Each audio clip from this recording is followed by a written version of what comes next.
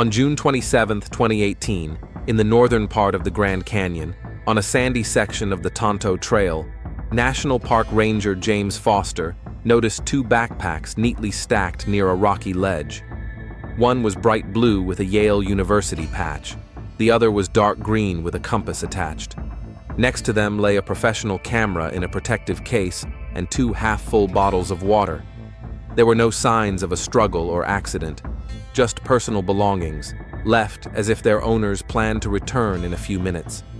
The items belonged to Brena Mitchell, 27, an elementary school teacher from Prescott, Arizona, and Savannah Reese, 26, a professional photographer from Santa Fe, New Mexico.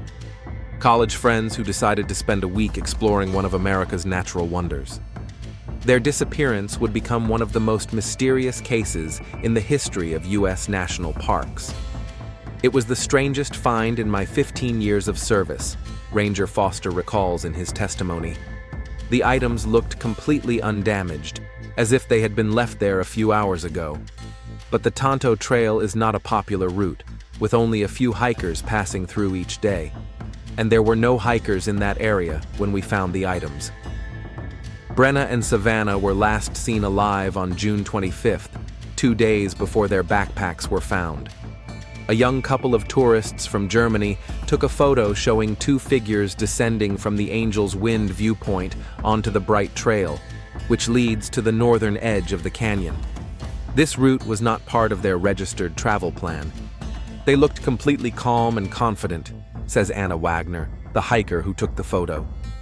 The girl with the camera, I now know it was Savannah, was constantly taking pictures of the rocks and the horizon. The other one, with light hair, was writing something intently in a notebook. What happened after they left the lookout point?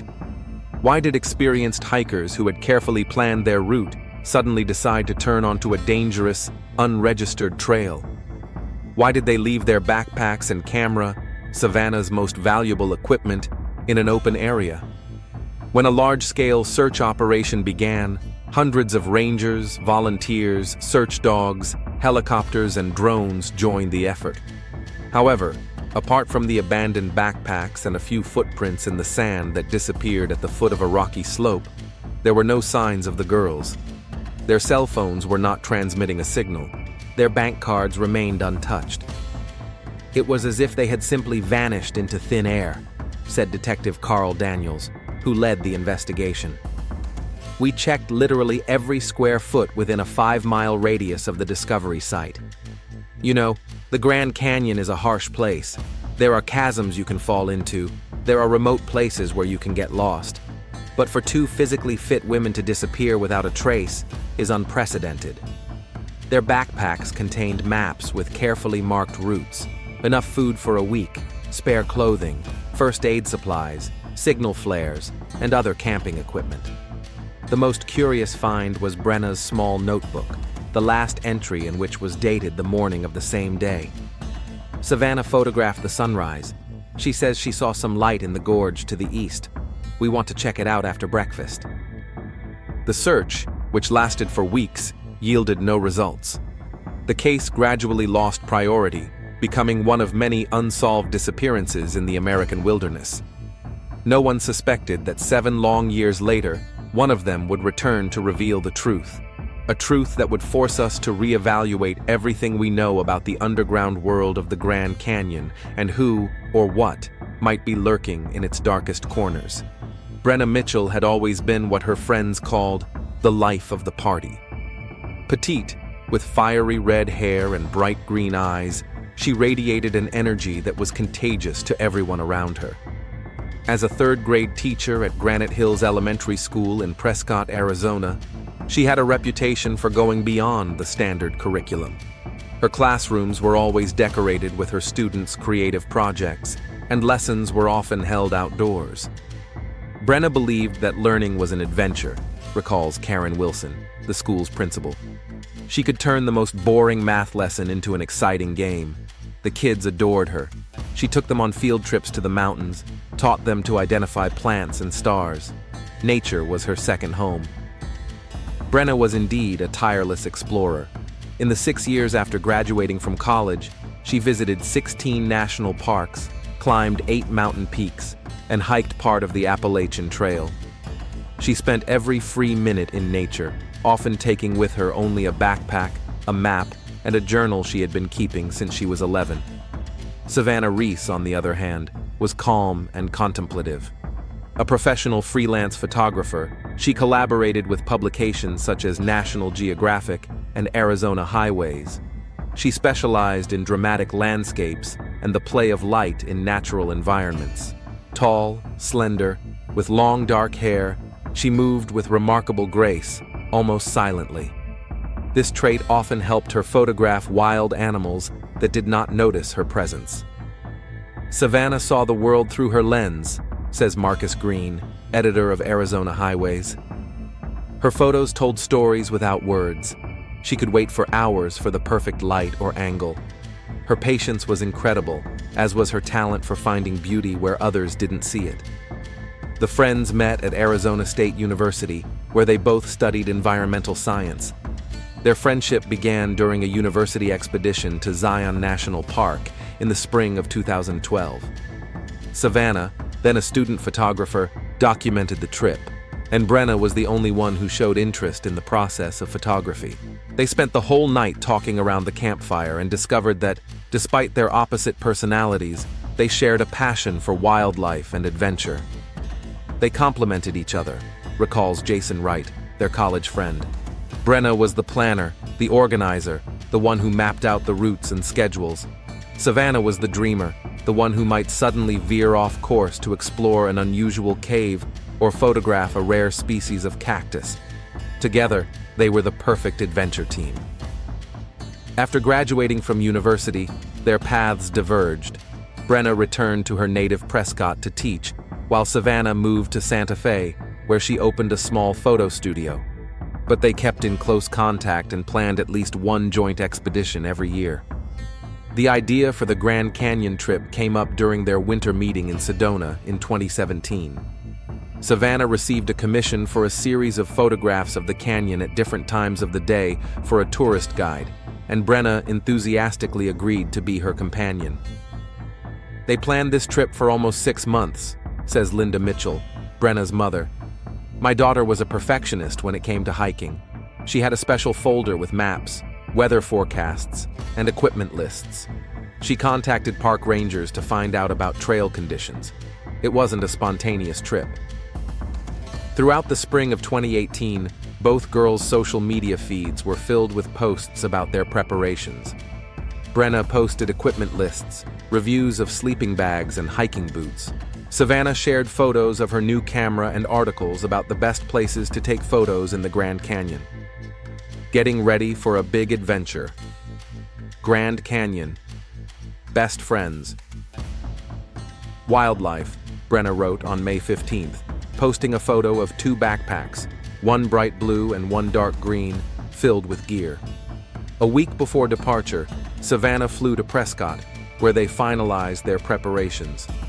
They registered their route with the National Park Service, indicating that they were planning a 7-day hike from the north rim of the canyon to the south, with overnight stays at designated campsites. They were very detailed in their plans, recalls Ranger Martin Clark, who processed their application. They had all the necessary permits and clearly indicated the dates and locations of their overnight stays.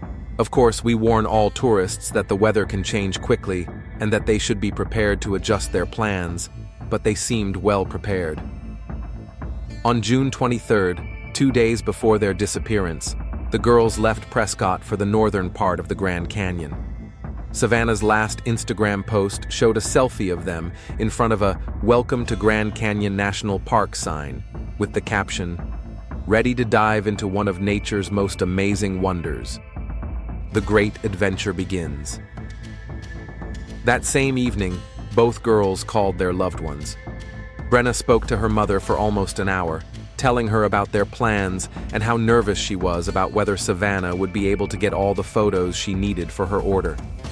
She was in a great mood, full of enthusiasm, recalls Linda Mitchell.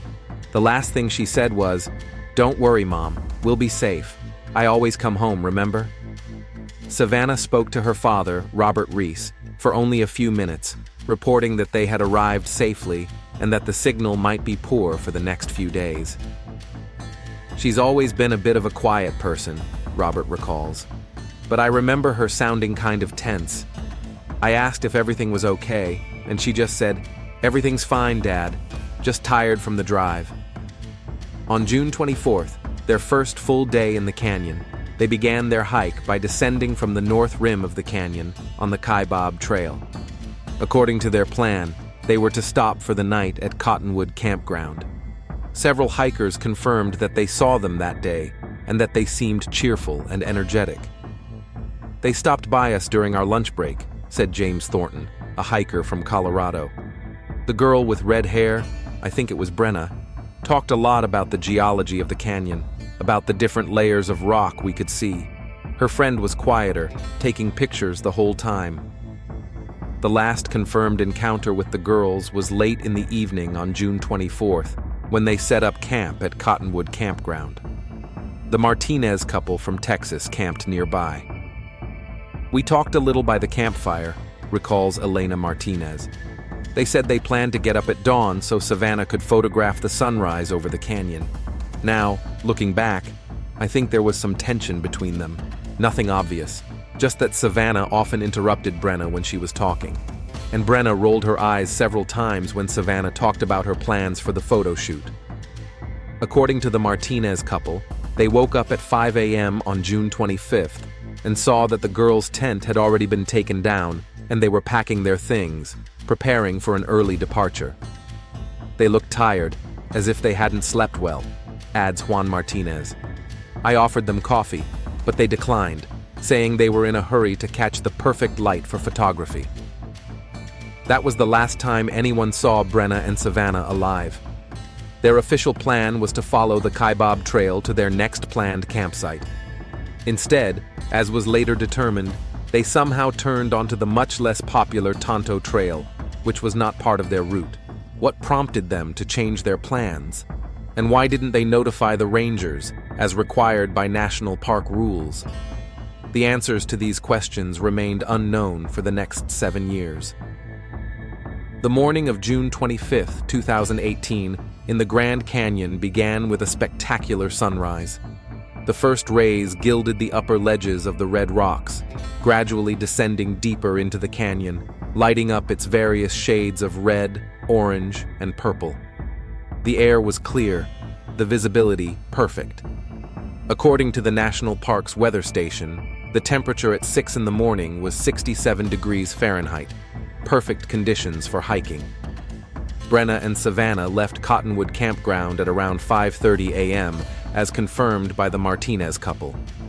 According to their registered plan, they were to continue along the Kaibab Trail toward the south rim of the canyon. This well-marked trail is one of the most popular in the Grand Canyon, and dozens of other hikers were on it that day. "The Kaibab Trail is a tourist highway," explains Ranger Alex Morrow. "Even on weekdays, there are always people there. In addition, there are several ranger stations and drinking water stations along the route. If they had stuck to their plan, they would have been spotted many times during the day. However, according to the investigation, something caused the girls to turn off the Kaibab Trail at around 9 a.m. Surveillance cameras at the Hanging Garden Ranger Station, located on the Kaibab Trail, did not record them passing through, even though all tourists walking this route must pass this point. At 10:45 a.m., Savannah posted her last selfie with Brena on Instagram. The photo shows the two smiling girls standing at a viewpoint known as Angel's Wind, a small rocky outcrop offering a panoramic view of the western part of the canyon. The caption was short: "Discovering new horizons. Unexpected paths." This selfie became a key clue in the investigation, says Detective Carl Daniels. First, the Angel's Wind viewpoint is not located on the Kaibab Trail, but on the Bright Trail, which branches off the main route to the northwest. Second, this location was not included in their official hiking plan. And third, to get there from the Kaibab Trail, they would have had to make a conscious decision to turn off the route, walk about 2 miles on the Bright Trail, and then another half-mile on an unofficial trail.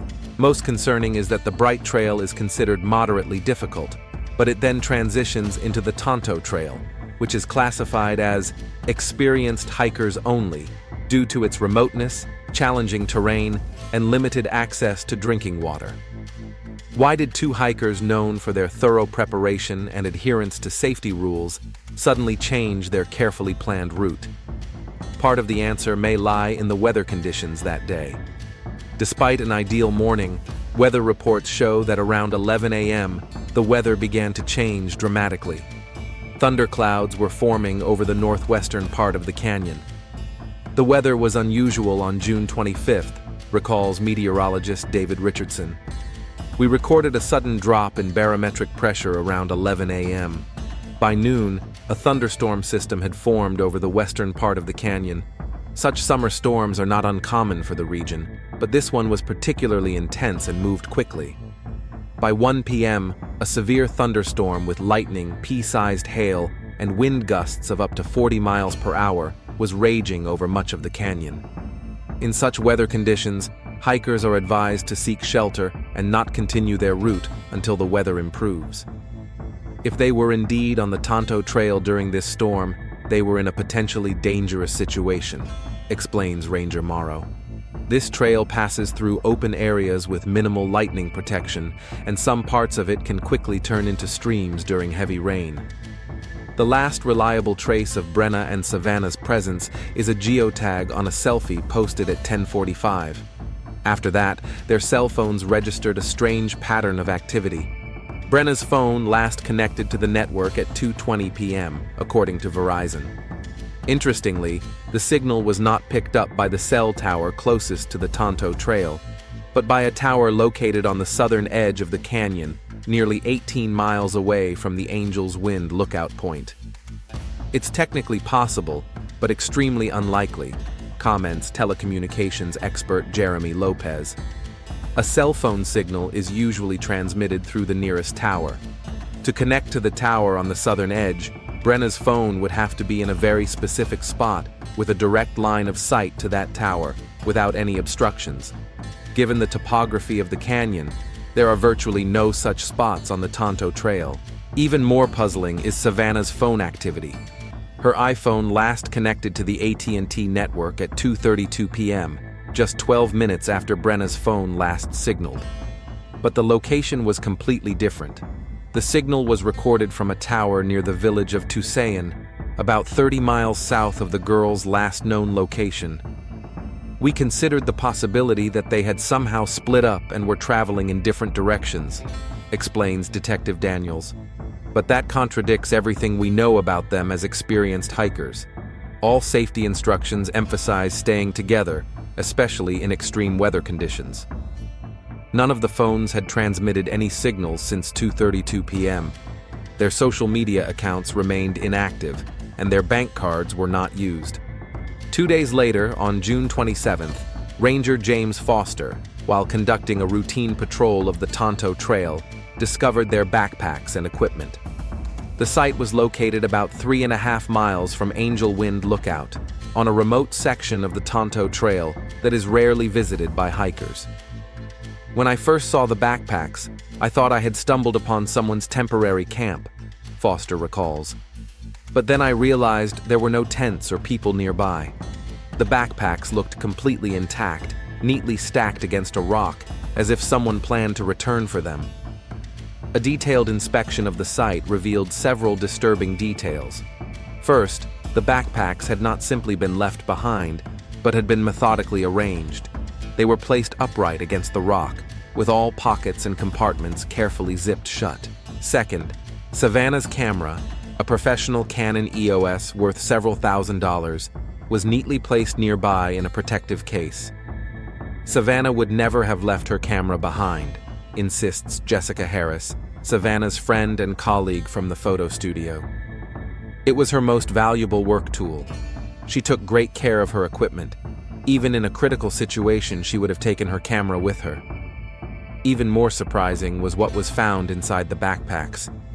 In Brena's blue backpack, they found an almost untouched supply of food, energy bars, nuts, dried fruit, all neatly packed in airtight bags. In the side pocket were 2 water bottles, about half full. In a hidden pocket was a wallet with credit cards and cash, $243. This doesn't look like a situation where people are fleeing danger, Daniels comments. If they were leaving in a hurry because of a threat, they would probably have grabbed the essentials: water, food, maybe a first aid kit. But the items looked as if they had been deliberately left in perfect order. Savannah's dark green backpack contained a similar picture: food supplies, spare clothes neatly folded into vacuum bags, and an untouched first aid kit. The only anomaly was Savannah's missing diary, which her friends and family mentioned, a leather notebook where she recorded details of her photo shoots and personal impressions. Rangers thoroughly searched the entire area within a radius of several hundred yards, but the diary was never found. An examination of the scene revealed another mystery: the absence of clear tracks. 2 days after the girls' disappearance and after a heavy thunderstorm, it was difficult to find fresh tracks, but expert trackers were still able to identify several fragments of footprints leading from the location of the backpacks toward a steep, rocky slope. The tracks ended at the foot of the cliff, explains Ray Gonzalez, a tracking expert involved in the investigation. It looked as if they had approached the cliff and simply disappeared. We searched the entire area around it, looking for signs that they might have climbed the cliff or gone around it, but we found no convincing evidence. Analysis of the photos from Savannah's camera raised even more questions. The last photos, taken at around 1 p.m., showed a growing storm over the canyon. But there were also several photos of a strange rock formation, resembling an arch that could not be identified on any of the official maps of the national park. This arch is another mystery, notes Ranger Morrow. There are several natural arches on the Tonto Trail, but none of them match the one in Savannah's photos. We showed these photos to many experienced rangers and geologists who know the area well, but no one could pinpoint the location. A whole series of strange details: a sudden change of route, neatly left backpacks, last phone signals from illogical locations, the disappearance of Savannah's diary, an unknown rock arch in the photographs. All this created one of the most mysterious disappearance cases in the history of the Grand Canyon. Theories ranged from a tragic accident during a storm to voluntary disappearance, from criminal abduction to the most fantastical assumptions about paranormal phenomena allegedly occurring in the most remote corners of the canyon. But none of these theories could fully explain all the strange circumstances of the case.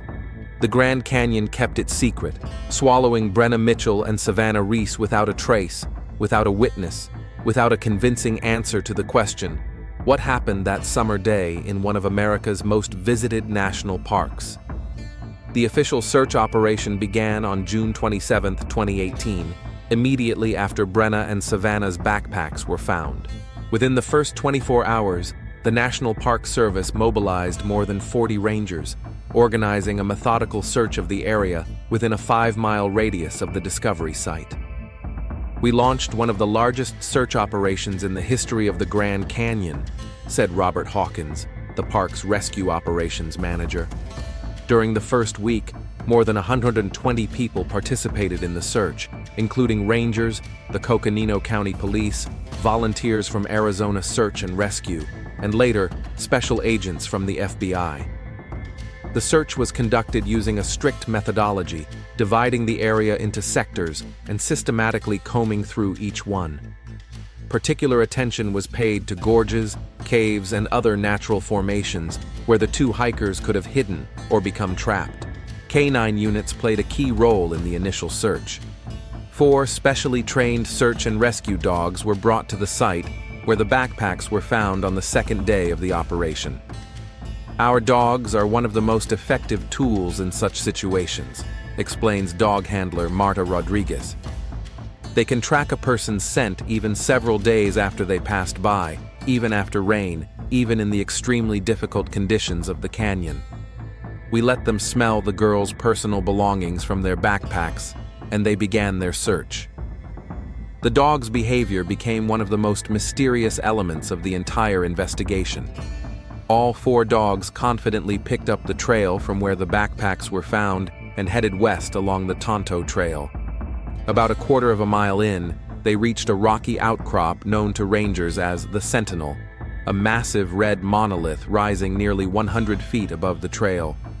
Something strange happened at the foot of this rock, Rodriguez recalls. All 4 dogs, independently of each other, stopped searching. They sat down, whined, and spun around in circles, classic behavior when they lose a scent. But this wasn't a gradual fading of the scent. It was a sudden, abrupt loss.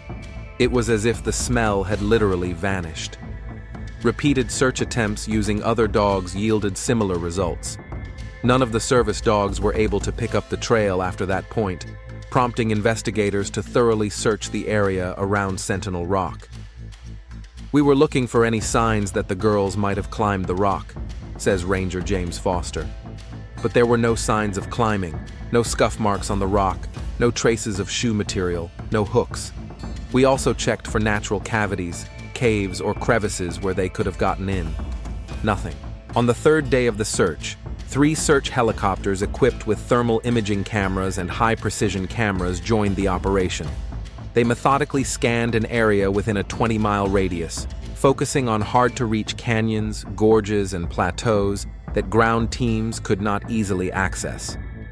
"The Grand Canyon looks completely different from the air," explains rescue helicopter pilot Michael Black. "You see things that are impossible to spot from the ground, natural passages between gorges, hidden caves, water sources.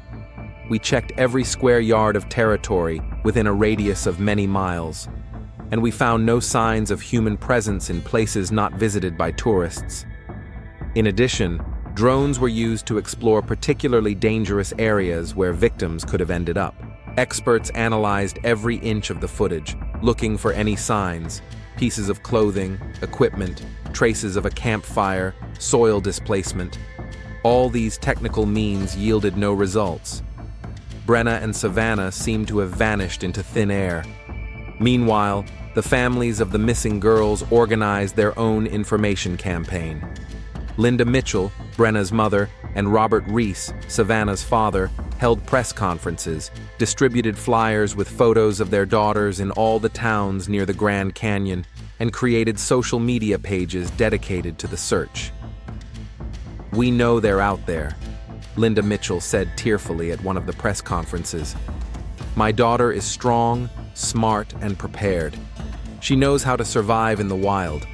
Anyone who has seen them, anyone who knows anything, please contact us or the police." The family offered a $100,000 reward for information leading to the girls' whereabouts. This led to an avalanche of calls, most of which turned out to be false leads or even deliberate attempts to mislead. "We received hundreds of calls," recalls Detective Daniels. "People claim to have seen them in motels in Flagstaff, in supermarkets in Phoenix, even on beaches in California. We checked every report. We reviewed hundreds of hours of surveillance camera footage. We interviewed dozens of potential witnesses. Nothing." However, several pieces of evidence caught the investigators' attention. 3 independent witnesses reported seeing a strange tourist on the Tonto Trail at about the same time Brena and Savannah could have been there. The descriptions of this person were consistent: a tall man with gray hair, wearing a wide-brimmed hat and carrying a small backpack, dressed disproportionately warmly for the June heat. "The man was acting strangely," said hiker Elizabeth Crow, who encountered him on June 25th at around 10 a.m. "He didn't have enough water for a hike in the canyon, didn't look sweaty despite the heat, and kept looking over his shoulder as if he was afraid of being followed. When I said hello, he muttered something incomprehensible and quickly walked away." Investigators created a composite sketch of the man and distributed it to local media. However, no one was able to identify the mysterious tourist, and his connection to the girl's disappearance remained unconfirmed. As days turned into weeks without any progress, the investigation began to focus on various theories of what might have happened. "We considered all possibilities," Daniels explains. "The most obvious version is an accident. Perhaps they were seeking shelter during a storm and got into a dangerous situation, a landslide, a fall, a sudden flash flood in a dry riverbed. But the problem is that we found no physical evidence of such a scenario. No bodies, no pieces of equipment, nothing that would indicate injury or death. Another theory, voluntary disappearance, was also considered by investigators. Perhaps the girls planned their disappearance in advance, using the hike as a cover to start a new life somewhere else. We studied their finances, social connections, and internet search history in detail, said FBI agent Lisa Wong, who joined the investigation in the second week. We found no signs of preparation for disappearance, no large cash withdrawals, no unusual purchases, no searches for information about changing identities or moving abroad. In addition, both girls were close to their families and had stable careers. They simply had no motive to disappear. The most surprising find of the entire investigation was Brena's second backpack, discovered 2 weeks after her disappearance. The old red backpack, which, according to her mother, Brena usually took on day trips, but not on long trips, was found by a hiker at the bottom of Hawks Canyon, a remote branch of the Grand Canyon, located 20 miles southeast of where the main backpacks were found. It didn't make any sense, Daniels admits. To get from the Tonto Trail to Hawks Canyon, you either have to walk nearly 30 miles through extremely difficult, unmarked terrain, or drive to the road, drive, and then walk again. How did that backpack end up there? And why would Brenny take a second backpack on a hike where every ounce of weight counts? The red backpack contained only a few energy bars, an empty water bottle, and a map of the Grand Canyon with a marker indicating a route leading from the Tonto Trail to an unknown point deep in the canyon, in an area known to rangers as the Twilight Zone, due to its rare visits by tourists. When the search party, following this map, reached the marked point, they found nothing but a rocky wall with a few barely visible symbols carved into the stone, symbols that no archaeologist could link to any known Native American petroglyphs in the region. After 6 weeks of intensive searching, with no significant progress, the scale of the operation had to be scaled back. Some rangers continued to patrol the area where the disappearances occurred periodically, but most resources were returned to their usual duties. The case of Brena Mitchell and Savannah Reese remained open, but gradually became a cold case. A mysterious disappearance with no traces, no witnesses, and no solution. The passage of time feels different in national parks. Geological formations that are millions of years old stand unmoved as human dramas unfold and are forgotten. The Grand Canyon has seen countless sunrises and sunsets since Brena Mitchell and Savannah Reese disappeared. Their case has gradually been archived, becoming one of dozens of unsolved disappearances in the vast expanses of American wilderness. 5 years have passed since that day in June 2018. 5 years without a single reliable lead, without a single confirmed sighting, without any evidence of what happened to the 2 young women who simply vanished in one of the country's most visited national parks. This is the hardest part for the families of the missing, explains Dr. Eleanor Greenberg, a psychologist who specializes in counseling families of missing persons. The lack of closure, the inability to bury their loved ones, the eternal balancing act between hope and grief. This is what experts call unresolved loss, one of the most difficult types of trauma.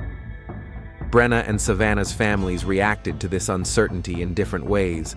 Linda Mitchell, Brena's mother, dedicated her life to searching for her daughter. She founded the Find Brena Foundation, which organized annual search expeditions to the area where she disappeared, involving volunteers from across the country. "I feel her presence every time I come to the canyon," Linda said in an interview with CNN on the 3rd anniversary of her disappearance. "A mother's heart knows. She's out there somewhere. Maybe not in the canyon itself, maybe somewhere far away, but she's alive, and I won't stop until I find her." The foundation also worked to raise awareness about safety in national parks, organized wilderness survival seminars, and pushed for improvements in tourist tracking and rescue systems. Robert Reese, Savannah's father, took a different path. He delved into the investigation files, spending thousands of dollars on private investigators and experts, looking for something the official investigators might have missed. He created a detailed digital reconstruction of his daughter and Brena's last known movements, analyzing every minute of their last day. "I don't believe in coincidences," he stated in the documentary Missing: Stories from the National Parks. "Their phone signals, the discovery of a second backpack 20 miles away, the symbols on the rock, these are all pieces of the puzzle. I just haven't figured out how they fit together yet."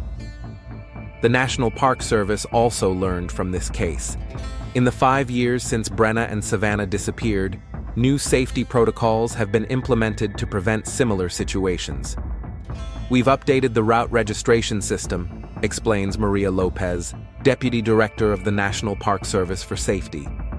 Now, tourists planning multi-day hikes receive satellite beacons that activate an automatic alarm if the person does not check in at the planned points. We have also installed additional ranger stations on remote trails and expanded surveillance camera coverage. One of the most significant innovations is an electronic tracking system that allows tourists to mark their location via a mobile app, even in areas without regular cell phone coverage. If this system had existed in 2018, we might not have lost Brena and Savannah, Lopez notes. But their case pushed us to improve, and thanks to that, we have saved dozens of lives in recent years. However, despite all the improvements, people continued to disappear in national parks. In the 5 years since Mitchell and Reese went missing, at least 36 people have disappeared without a trace in U.S. national parks, their cases remaining unsolved. 4 of these cases bore a striking resemblance to the Brena and Savannah case: tourists who disappeared without a trace, leaving behind neatly packed gear, with no evidence of accident or foul play. There is a phenomenon we call the wilderness disappearance pattern, explains criminologist James Mackenzie, who has spent 10 years researching unsolved disappearances. These are not just random accidents. In some of these cases, we see recurring elements: personal belongings left in perfect order, no signs of a struggle, last known location near geological anomalies or ancient cultural sites. 5 years after their disappearance, media interest in Brena and Savannah's case usually flared up on the anniversary of the event, or when new, albeit minor, leads emerged. Documentaries, true crime podcasts, and television specials periodically covered the story, adding new theories and speculation, but never coming close to solving the mystery. On the 5th anniversary of the disappearance, the Coconino County Police announced the appointment of a new lead detective on the case, Maya Ortiz, a cold case specialist with an impressive track record of solving old crimes. "I'm approaching this case with a clean slate," Detective Ortiz said at a press conference. "New eyes, new methods, new technology. Sometimes it takes a completely fresh perspective to solve a case, someone who isn't fixated on previous theories." Ortiz brought to the investigation advanced forensic technology that was not available 5 years ago. She reanalyzed all physical evidence, including backpacks and their contents, using advanced DNA and microparticle detection methods. "Now we can detect traces of a person's presence in a particular place even years after the event," she explained. "We find microscopic particles of soil, pollen, minerals that can tell us where these backpacks have been, other than where they were found." One of the most interesting aspects of the case over the past 5 years has been the growth of online communities dedicated to investigating the disappearance. Forums, subreddits, and social media groups brought together thousands of enthusiasts who analyzed every detail of the case, proposed theories, and sometimes even conducted their own expeditions to places related to the disappearance. "Internet detectives sometimes find things that official investigators have missed," comments Michael Baker, creator of the popular podcast Lost in the Wild. "They can devote thousands of hours to analyzing satellite images, historical documents, and Native American traditions associated with specific locations. It's collective intelligence in action." However, it was in these online communities that the most unusual theories about Brena and Savannah's disappearance began to emerge.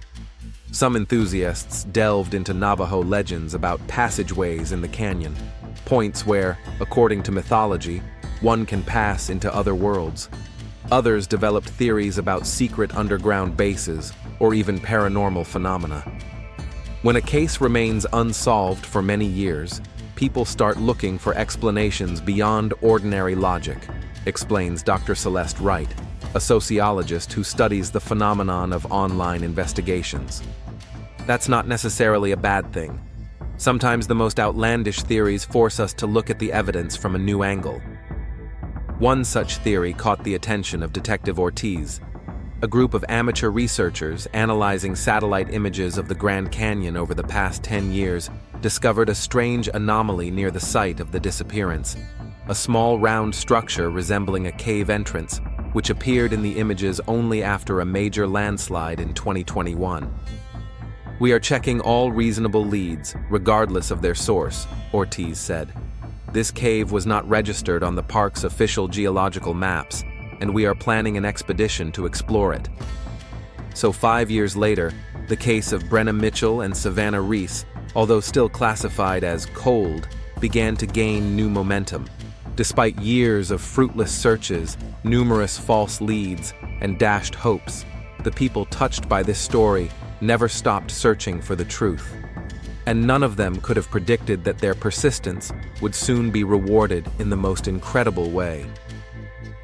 Exactly 7 years after Brena Mitchell and Savannah Reese disappeared, a group of geology students from the University of Arizona were conducting field research in the western part of the Grand Canyon.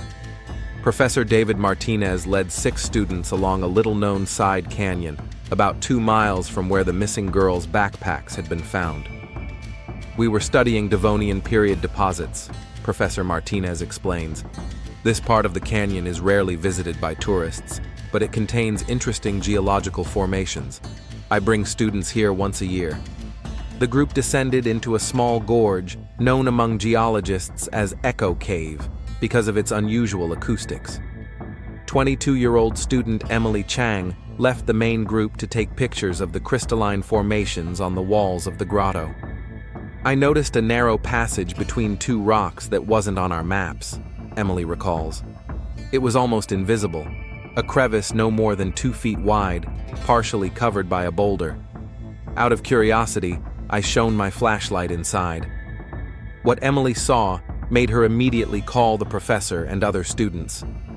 Beyond the narrow passage was a small cave, and on its rocky floor lay an object that immediately caught the attention of everyone present: a battered, dust-covered, but still recognizable professional camera. "I knew right away that this was a serious find," says Professor Martinez. "The camera was partially damaged by moisture, but it didn't look old enough to have been lying there for decades, and it was clearly not a cheap tourist point-and-shoot camera, but professional equipment."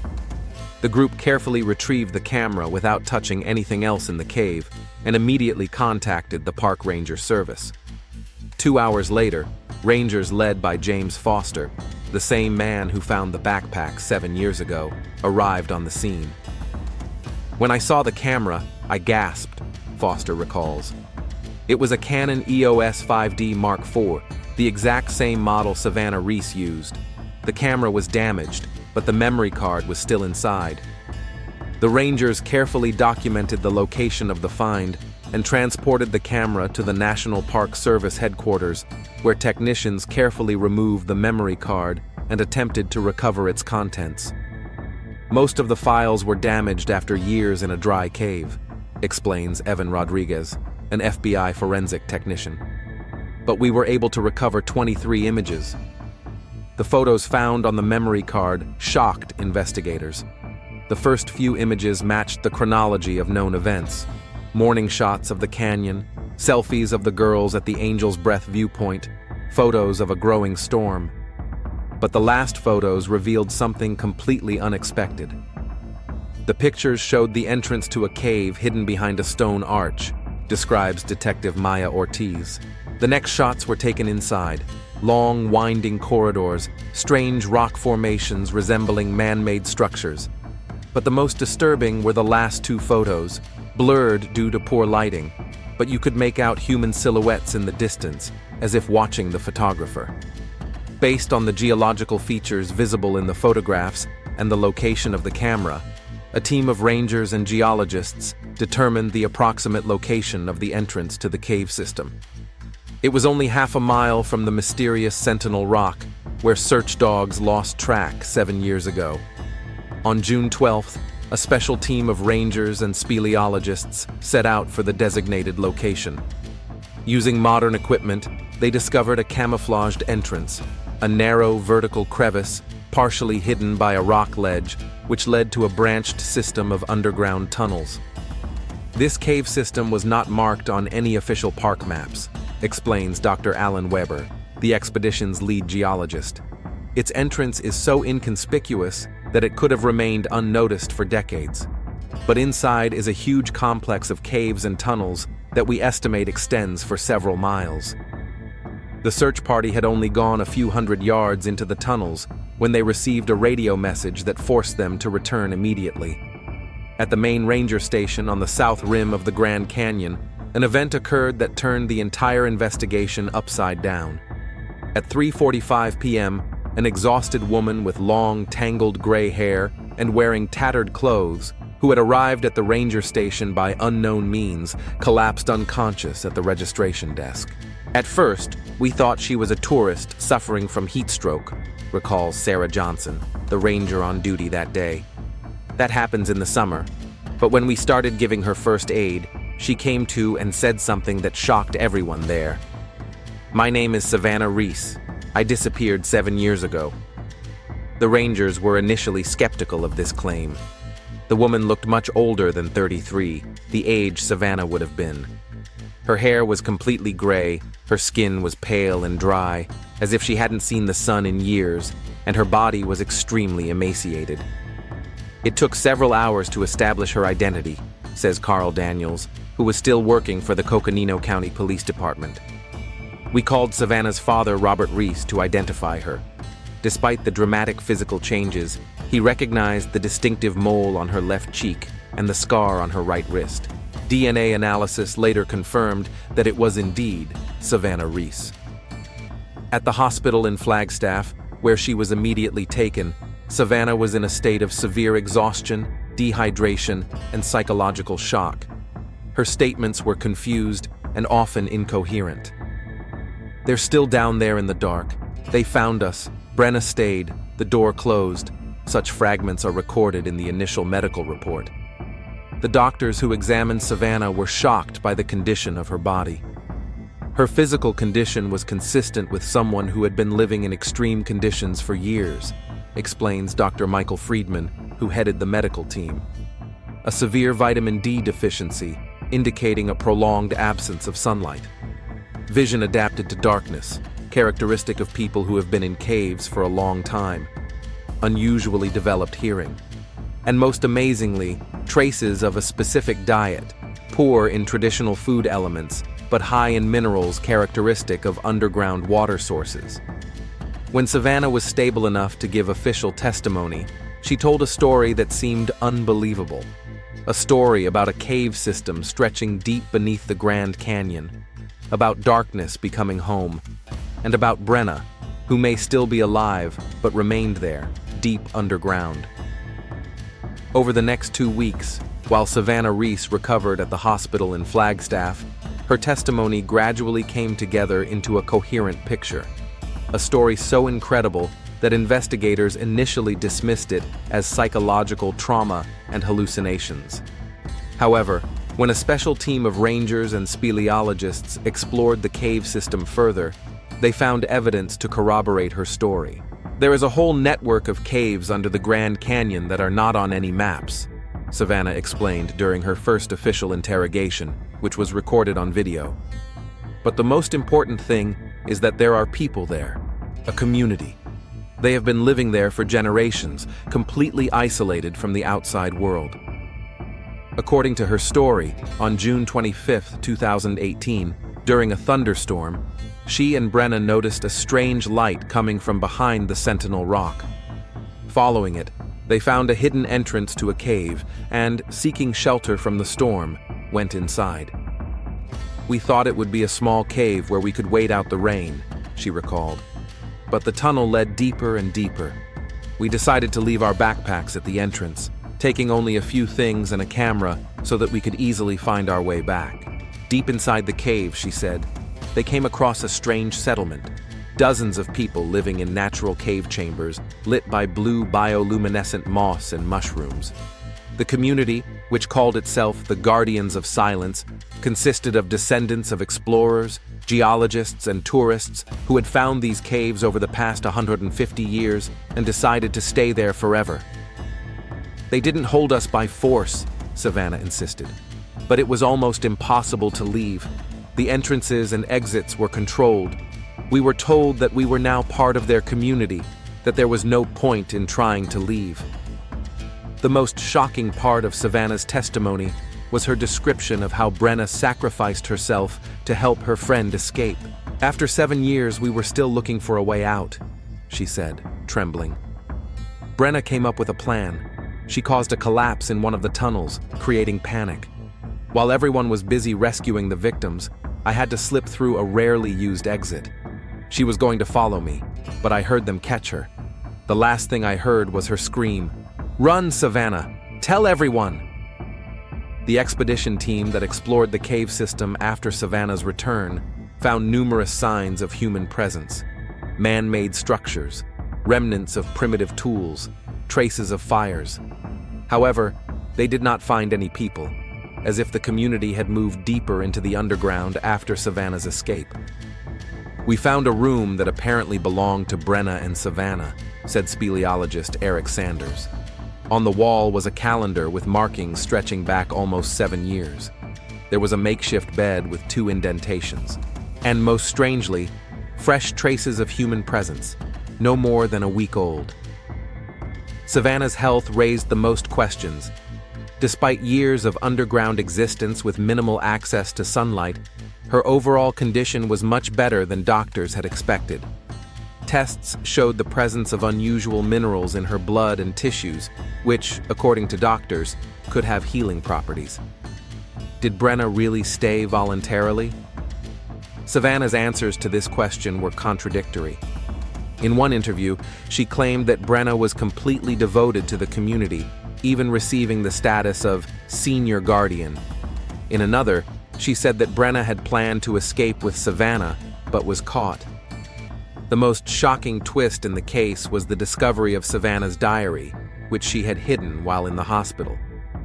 When psychologist Dr. Eleanor Greenberg accidentally found it, she was shocked by its contents. The last entries contained the phrases, "Their world now seems so superficial. I found something more down there. Brena is waiting. I'll be home soon." On July 27, 2025, just 1 month after her miraculous return, Savannah Reese disappeared from her hotel room in Flagstaff. She left only a short note. "I did what I promised. I told their story. Now I'm going back to my real home." A large-scale search operation launched immediately after her disappearance yielded no results. The only evidence left was the testimony of Ranger James Foster, who, while patrolling the area around the cave entrance, found fresh footprints of women's shoes leading straight to a crack in the rock. The tracks were clear, Foster said.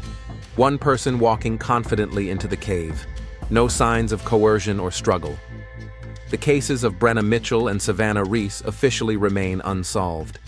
The entrance to the cave system is sealed and guarded around the clock. Arizona state authorities are considering a petition from the families to organize a full-scale expedition to search for the missing persons.